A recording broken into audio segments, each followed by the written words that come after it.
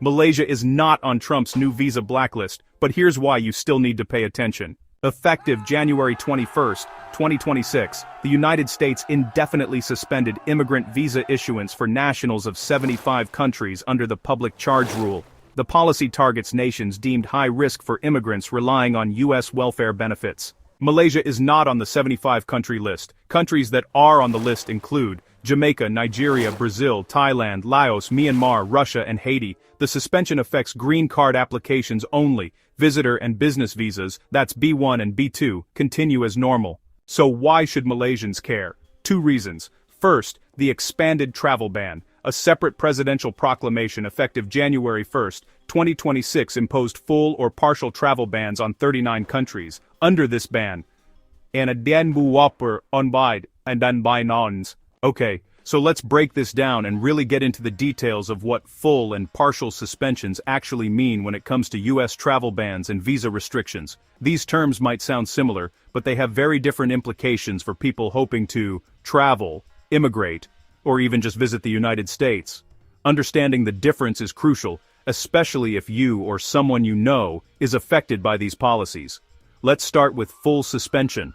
When the U.S. government issues a full suspension for a country, it means that virtually all entry into the United States from that country is blocked. This isn't just about tourism or short visits, this is a total halt. No immigrant visas, no non-immigrant visas, no green cards, no student visas, no business travel, nothing. The doors are essentially closed, regardless of the reason for travel. This kind of suspension is typically reserved for countries where the U.S. government has significant concerns about security, information sharing, or other serious issues. Some of the countries that have faced full suspensions include Afghanistan, Syria, Iran, and Libya. These are places where, according to U.S. authorities, there are either ongoing conflicts, unstable governments, or a lack of reliable information about travelers. For example, Syria and Iran have long been on the list due to concerns about terrorism and diplomatic relations. Libya, too, has faced similar restrictions because of instability and security risks. The list doesn't stop there. Somalia, Sudan, Yemen, and North Korea are also subject to full suspensions. In these cases, the U.S. government has determined that the risks are too high to allow any form of entry, whether it's for family reunification, work, study, or tourism. For North Korea, for instance, the ban is almost absolute, reflecting the tense relationship between the two countries. For Yemen and Somalia, ongoing conflict and instability have made it difficult for the U.S. to verify the identities and backgrounds of travelers. And, there are a few other countries that have been added to this list over time, depending on changing circumstances and evolving security concerns. The list isn't static. It can change as situations in these countries improve or worsen. Sometimes, countries are removed from the list if they address the U.S. government's concerns, but new countries can also be added if new threats emerge. It's a dynamic process, and it's important to stay updated if you're planning international travel. Now, let's talk about partial suspension. This is a bit different. With partial suspension, the restrictions are more targeted. Instead of a total ban, the U.S. might suspend only certain types of visas. For example, immigrant visas, which are for people who want to move to the U.S. permanently, might be suspended, while non-immigrant visas for tourism, business, or study could still be available, or vice versa. Countries like Nigeria, Cuba, Venezuela, and Tanzania have faced these kinds of partial suspensions. In these cases, the U.S. government might have concerns about things like document security, information sharing, or cooperation with U.S. authorities, but not to the extent that a full ban is necessary. So people from these countries might still be able to visit the U.S. for short stays, but they can't move there permanently, at least for now. And, just to be clear, Malaysia is not on this list either. There's often confusion about which countries are affected, so it's important to check the latest updates from official sources. If you're from Malaysia, or you have friends or family there, you don't need to worry about these suspensions at this time. The rules can change, but as of now, Malaysia is not subject to either full or partial suspension. Always double-check before making travel plans, and consult the U.S. Embassy or consulate for the most accurate information. Second, let's talk about the Visa Waiver Program, a topic that's been generating a lot of interest in Malaysia and among travelers worldwide. The Visa Waiver Program, often referred to as the VWP, is a special arrangement that allows citizens of participating countries to travel to the United States for tourism or business for up to 90 days without needing to obtain a visa in advance. For many, this program represents not just convenience, but also a symbol of trust and strong diplomatic ties between the United States and its partner nations. Malaysia has actually been trying to join the U.S. Visa Waiver Program for several years now. If Malaysia were to be accepted, it would mean that Malaysian citizens could travel to the United States for short visits without the often lengthy and sometimes stressful process of applying for a visa. This would be a huge benefit for Malaysian tourists, business travelers, students, and families who want to visit relatives in the U.S. It would also likely boost tourism and business exchanges between the two countries, making travel more accessible and encouraging closer ties. The process to join the VWP, however, is not simple. It involves meeting a range of strict requirements set by the U.S. government, including security standards, passport controls, and information sharing agreements.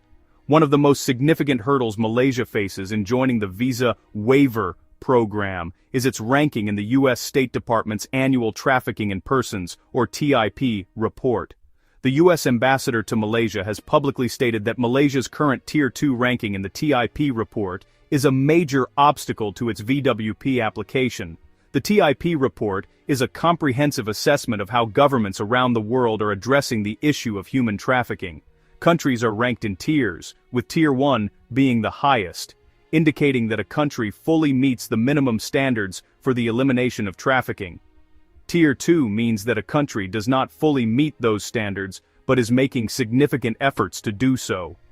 Unfortunately, being in Tier 2 signals to the U.S. government that there are still serious concerns about human trafficking in Malaysia, and this directly impacts the country's eligibility for the Visa Waiver Program. The United States takes the issue of human trafficking extremely seriously, and the TIP report is one of the main tools it uses to evaluate how countries are performing in this area.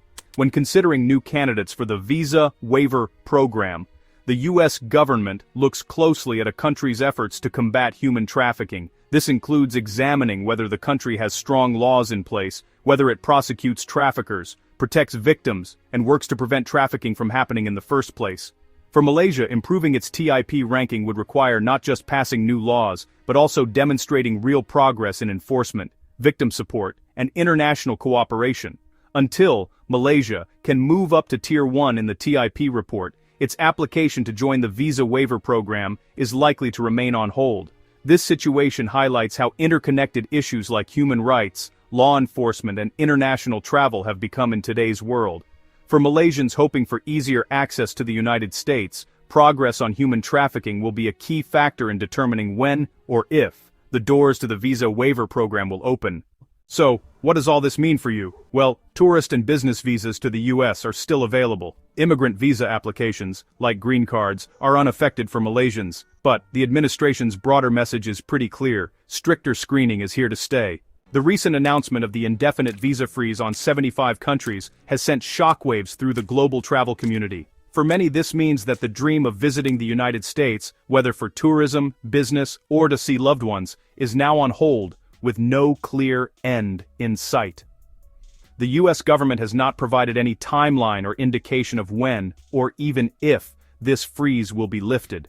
This uncertainty has left millions of people around the world anxiously waiting for updates, and it's important to stay informed as the situation develops.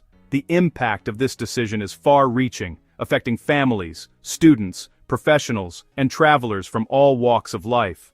Embassies and consulates in the affected countries have suspended most visa services, and many applicants are left in limbo, unsure of what the future holds. However, for Malaysians, there is a silver lining in this otherwise challenging situation. Malaysia is not included in the list of countries affected by the visa freeze. This means that Malaysians can still apply for U.S. visas, attend interviews, and, if approved, travel to the United States as usual. It's a relief for students planning to study abroad, families hoping to reunite, and business travelers with important meetings scheduled. But while this is good news, it's crucial not to take it for granted. The global situation can change rapidly, and policies may be updated at any time. Staying vigilant and prepared is key. Just because Malaysia is not currently on the list doesn't mean the process will be entirely smooth or without challenges. US visa policies are subject to change, and additional security measures or documentation requirements could be introduced at any time. It's important to double-check all your documents, stay updated on the latest requirements from the US Embassy or consulate, and be prepared for possible delays or changes in procedure.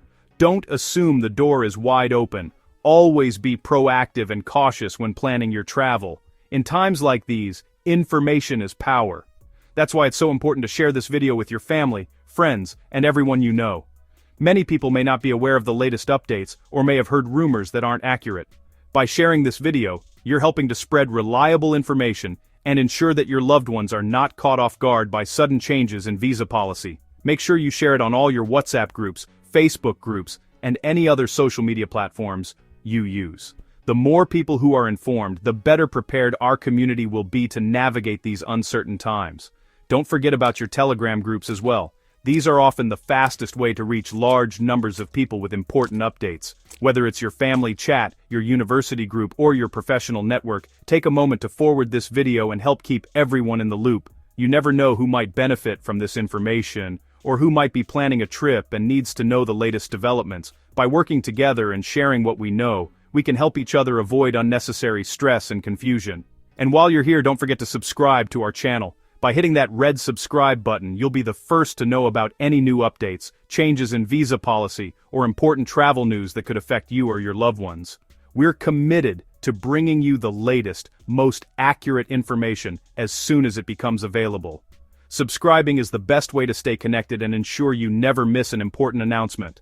Thank you for watching, for sharing, and for being part of our community. Stay safe, stay informed, and we'll see you in the next video.